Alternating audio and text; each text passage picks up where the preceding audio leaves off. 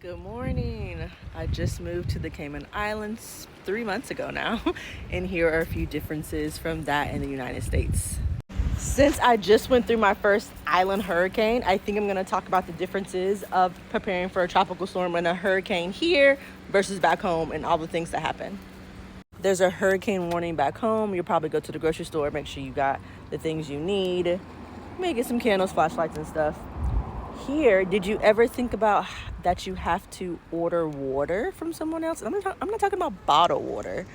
All right, so this is a big difference when it comes to living and hurricane prep. That is a water tank. I have city water at my house, but this building here, we have rainwater. We're supposed to get city water, but we haven't gotten it yet. So anyway, in preparation for the hurricane, the water authority is normally closed. Most businesses are closed. And so they will alert you that a truck is bringing water to the island. And if you have one of those rain tanks, you need to order water from that truck. If you don't and you run out of water during the hurricane, everything's closed, you can't get no water. Also, sandbags. There are these things that they're big ass sandbags, and for people who live in like lower elevations or just their property isn't like as secure, you can get sandbags from the government and then tie all your things down with the sandbags. We don't have shelters at home. There are shelters here when there's a tropical storm or hurricane warning.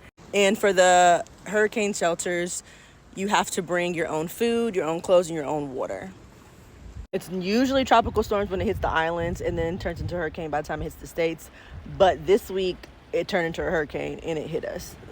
And I know some states do have shelters, but we don't have any. I've never heard of any in Charlotte. So that's why I thought it was interesting. And I also thought shelters provided like food and water. And it's interesting that they don't do that here. And just like it would happen back home, usually the power goes out when there's a storm. Now, the one thing that is different is, sometimes it'll go out in different areas back at home. No, it's like a whole island shut down. And sometimes the power company will shut it down themselves so that they say that it's easier for them to restore it if they go ahead and shut it down before there's any damage than if they wait and there's damage. It's harder for them to get it up.